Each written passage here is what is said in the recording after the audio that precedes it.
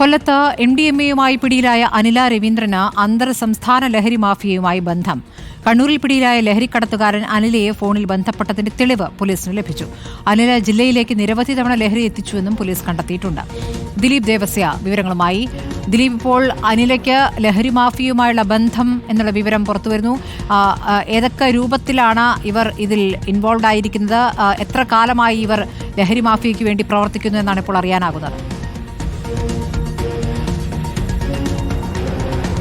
സ്മൃതി, 2021 ബംഗളൂരുവിൽ നിന്ന് ലഹരി കൊണ്ടുവന്നതിന് തൃപ്പൂണിത്തറ പോലീസ് അറസ്റ്റ് ചെയ്ത് ജയിൽ ശിക്ഷ അനുഭവിച്ച ആളാണ് കൊല്ലം അഞ്ചാലമൂട് സ്വദേശിയായ 34 വയസ്സുള്ള അനില രവീന്ദ്രൻ. പിന്നീട് ജയിൽ ശിക്ഷ അനുഭവിച്ചതിന് ശേഷവും ഇതേ തവണ പല രൂപത്തിലും പല ഭാവങ്ങളിലുമായിട്ട് അനില ലഹരി ബംഗളൂരുവിൽ നിന്ന് കേരളത്തിലേക്ക് എത്തിച്ചിട്ടുണ്ട് എന്നാണ് പോലീസിന് വിവരം ലഭിച്ചത്.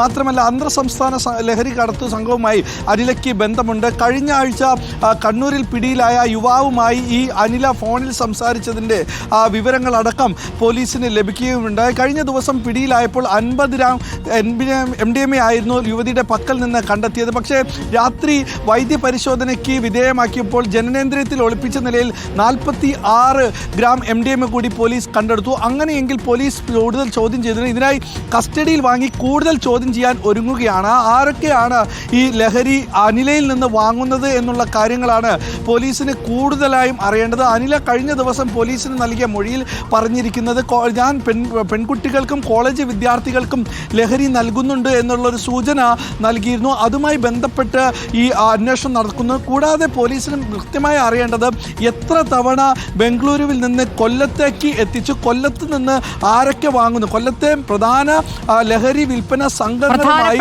ഒരു വിവരം വന്നുകൊണ്ടിരിക്കുകയാണ്. ദിലീപ് ദേവസ്യ ആണ് കൊല്ലത്ത് വിവരങ്ങൾ നൽകിയത്.